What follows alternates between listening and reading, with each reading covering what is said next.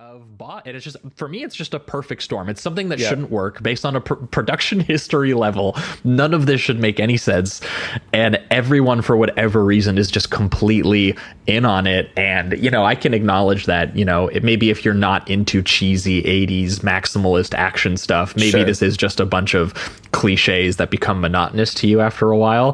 For me, this is a front to back fucking heater. I am locked in from the opening. I feel like what it is, it's like if I was, if sometimes when you're writing like a pop song or whatever, there is a specific formula to it. So when these certain beats are coming and when the certain action's coming or whatever. But with this, it feels like that. You've seen this movie before in some way, shape, or form, but I don't think you've ever seen it this unhinged and this like free to be as chaotic as it is amongst the actors, and having Baxley come in and just say like, let's just throw everything at the wall, make this as crazy as possible, to the point even where they had to cut it down because it was too violent and there were too many things going on. It got the NC-17. I need to see that stuff, please. It's like, I hope that's not deleted and somewhere it's just hiding in some place somewhere that we can find it one day and get the Blu-ray release. But man, it's just like, it's very obvious that there was this kind of chaotic energy that was brought to this film and the making of it, and it's just all there on the screen. And then they cut it down to just all of those parts. Like every single part that you have with a kind of a plot moving forward, it's very quick. It's just like you get what you need and then you move on to the next like fun economical thing with the bikers, it just like or whatever. It rips through stuff. It does feel like at a certain point like one long 80s action montage where there's like a glam rock song hitting and guys are acting tough and chewing dialogue, and they're getting to the next sort of like murder scene or the next like sort of like chase scene or whatever it is that they're getting to, and building personality and detail through the performances and through the improvisation of these actors who are clearly all just having a lot of fun with each other, playing dress up inside an authentic biker community, and then just elevating that, I think, through what is Baxley being a actually genuinely skilled craftsman when it comes to all of this stuff. Like, despite the trashiness of the mode or the trashiness of the material, he directs it with like the swagger of, he has like, high octane macho insanity is like his bread and butter, and he kills it. Like I acknowledge that this is an incredibly stupid and trashy movie. Definitely. And I would not, it's not going to win any screenwriting awards. That's for sure. No.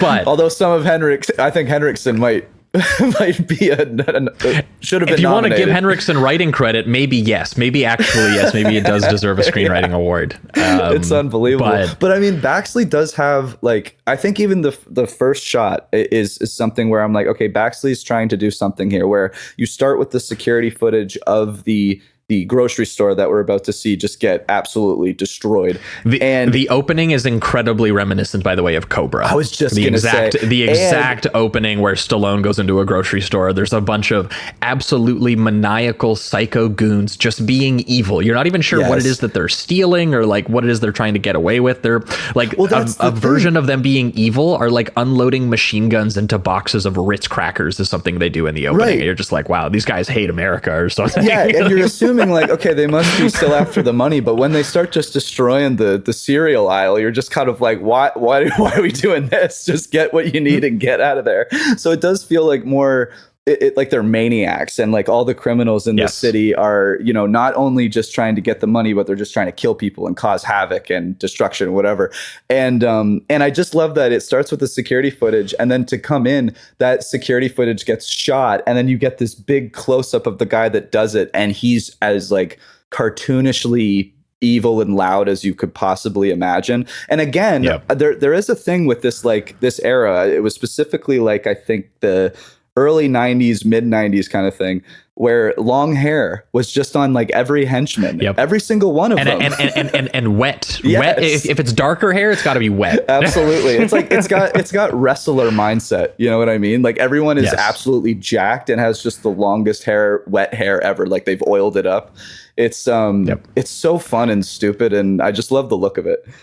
I also love the distinction between this and Cobra, which is that when Stallone rolls up in Cobra, it's because he's the cop they got a call to handle a situation like this, and he makes his way in and he goes and he does the job. Yeah. Instead of arriving at the scene in a professional capacity, Joe Huff, the boss here, is already in the grocery store, suspended for insubordination and excessive violence before the movie even starts. Yes. He just happens to be doing a late night snack run in his massive black leather duster with fucking shoulder pads, dirty blonde mullet. It looks like a villain coat from like a science fiction or fantasy movie. Like it even it's from Dark City. Yeah, something. Exactly, dude. And then the shoulders have like even like curves to them. Like it belongs in like the Wizard of Oz or some shit. It's crazy. It's like a sorcerer. You've never seen a man look or dress like this and then also been like, oh yeah, that guy is the cop. And who's going to take these ever. goons.